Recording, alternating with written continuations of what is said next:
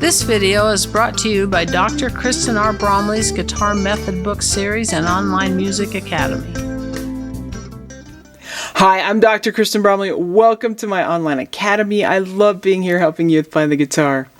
In this video, I'm going to go over the keys of G major and E minor, and we'll work on playing the G major scale in first position as well as the E minor scale in first position. That'll help us prepare to play some melodies or read some melodies written in standard music notation that are in the keys of G major and E minor, which is what we like doing here in this lesson series. This video does accompany lesson 11 from my note reading books 1 and 2 method book. So in that book, we'll be starting on page 67, where we'll be talking about the keys of G major and E minor. We'll also be on pages 68 and 69 as we're going to play numbers 1 through 6, working on that G major scale and E minor scale. Okay, so let's go ahead and dive in here. I've got this key signature written up on the board, and you'll see an explanation for key signatures there on page 67. We have mainly thus far in the lesson series played in the keys of C major or A minor. We've done a little bit besides that, but that's where we've played mostly. The key of C major and the key of A minor, those keys have 0 sharps and flats, all natural notes. So those are the keys that have the natural notes: C, D, E, F, G, A, B, and then C again. If I was in the key of C, that would be the notes of the C major scale. And in the key of A minor, of course, we'd start on the A pitch and play from A, B, C, D, E, F, G up to that A again.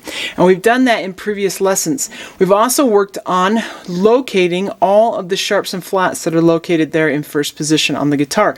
So we've worked in the key of C major and A minor before. We've learned where the sharps and flats are and even played the chromatic scale on the guitar in first position. We did that through working when we were working with lesson 10 in the book. So the videos that go with lesson 10, we've worked on these chromatic notes. Now we're going to start working through the other keys that are on the guitar that we play music in. So C major, A minor have 0 sharps and flats. The key of G major and E minor have 1 sharp. And I will mention that for every major key, which is what we play in most of the time, there's also a minor key with the exact same notes. But we can tell the difference between the two when we're playing that scale, because one sounds major and one sounds minor, even though it's the same notes. They're different modes of one another. It's kind of like being in a similar family. Sometimes you can tell that siblings are related, but they're not the exact same. They've got their own personality and they are their own person. So that's kind of how it works with keys like this. Same notes, have some of that same DNA, the same musical DNA to some extent, but because of how they're positioned in that scale order, then we get the major sound versus the minor sound. And then that influences the chords and everything that goes in those keys. So the key of G major has an F sharp note. We will see this in the key signature. So the key signature is located right next to the treble clef sign, and then we will usually get a time signature after it if we're playing a song and we need to know what meter we're in. But we're going to have that sitting right next to the clef sign. In this case, the key of G major and the key of E minor have 1 sharp. It's an F sharp. So we see that sharp sign sitting on the F line. That tells us that every F note that is played throughout the entire song is going to be played as an F sharp. It really tells us that we're in the key of G major or E minor. Depending on the chords and the sound of that melody, we'll know whether we're in G major or E minor. But it tells us that we're in that key, and in that key every F note is played as an F sharp instead of an F natural, unless there's an accidental that tells us otherwise. So with the guitar, everything that we've read so far in first position, we have an F note that sits on that top line, we have an F note that sits on that bottom space, and then we have an F note that sits on 3 ledger lines below the staff. All of those F notes will be played as F sharp. So let's review where those are located. So we have an F note on that low 6th string at the 1st fret. That matches up with our F note down here on the 3 ledger lines below the staff. F is there. We know that sharps are 1 fret higher, so the F sharp is going to be played at the 2nd fret. For the F natural note that sits on that bottom space, we play that one normally at the 3rd fret of the 4th string. So F sharp is going to be played at the 4th fret of the 4th string, and we want to make sure and use our pinky. We haven't had to use our pinky when we've been reading these notes so far, but now that we'll be getting into the 4th fret with some of these sharps and flats as we go through different keys, we want to make sure and use that pinky when we're playing in the 4th fret. So F sharp, we'll be using that pinky there at the 4th fret on that 4th string to play the one that's that bottom space. Then that top line F sharp, we have our F natural note at the 1st fret on that top string, so F sharp is at the 2nd fret. So we've got that low F sharp, 2nd fret 6th string, 4th fret 4th string for the one in between, and then the higher one is on the 2nd fret of that top string. So you can just remember where those are. And that's all there is to it, locating those. So what we're going to do now is go ahead and play through these scales. And we're going to start with the G major scale. And the way this works, you turn there on page 68, you'll see these scales. The first time that we play through it together, we'll be doing 4 plucks per note. We're working on alternate picking. So I start on that low G note, it's going to be down, up, 4 plucks per note, just like that. So we're going to start on the low G. We're going to go all the way through the notes in scale order up to the high G. Then we'll come back, descending back to that G. We'll play down to the low E because it's the lowest note that we can play in this scale, and then we'll come back to the G.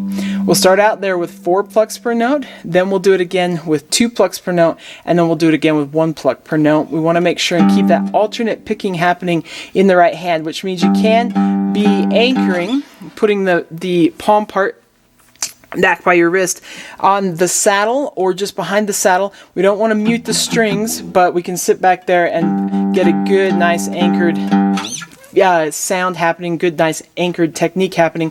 Keeps us nice and relaxed and playing more accurately in the right hand. And then as we slide up to play the higher notes, we can slide our wrist up and then we slide back down. And that's a great way to do it. You don't want to extend your fingers or anchor with your pinky. That creates tension through the hand. Just tuck those fingers in nice. Now, if you are still just playing with a thumb, for example, then you won't be alternating the picking direction with your thumb. You'll still be doing all down plucks. Or you can alternate thumb and index, or if you were doing it finger style, you could alternate your fingers in another way. But with using a pick, then we're going to go ahead and do that alternate picking. So we'll do the G major scale, each one of those. As we're playing it, we're going to be playing these scales along with the drums. So we'll be jamming with the drums. That'll keep us at a nice even tempo. So we'll do it at 2 different tempos, a slower tempo and a faster tempo. If it's too fast for you, even at the slower tempo, then just pause and work on it, get it happening, and then play along with the video at the 2 different tempos. So you get 2 different challenge tempos there. The second one's a challenge tempo to take it faster. If you get it happening there, then of course you could go even faster. You also see there on page 68 that there is a diagram that shows where all the notes are for the key of G major. So that could be helpful to you as well, in addition to starting to read these notes. Once we've done the G major scale, we'll go and do the E minor scale there on page 69. So 4, 5, and 6, same thing. We'll start off with 4 plucks, then we'll do 2 plucks, and then we'll do 1 pluck. With the E minor scale, of course, we'll start on that low 6th string.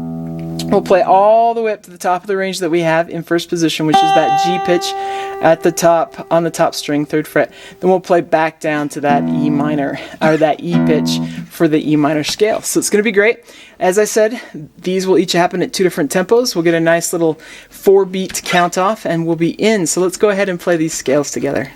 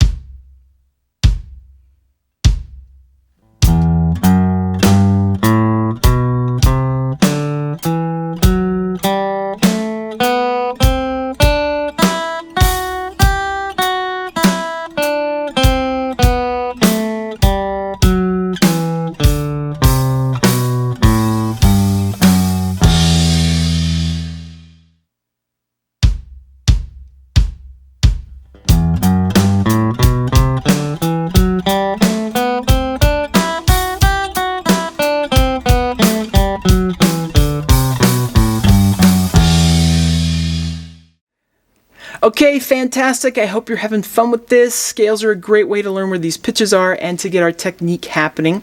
Remember to keep those fingers in the left hand on the tips as you're playing. And of course, hopefully you're working these with index finger in that first fret, middle in that second, ring in that third, and pinky in that fourth fret. On those tips, just nicely situated there, a couple millimeters, 1 to 2 millimeters behind the metal fret bar as best you can. So now as we continue, we're going to play the melodies from lesson 11 here in the book. So 2 more videos that come out, and we'll be playing these melodies that are found, starting with number 7. We'll play 7 through 12, and then we'll do 13, 14, and 15 in the video after that. So we're going to start playing these melodies in the key of G major and E minor. It's going to be great. Take care, and I'll see you next time. Thanks for watching this video. If you found it helpful, please hit the like button and subscribe to the channel. And be sure to check out more great content. You can find more information about me and my products at KristenBromley.com. Take care.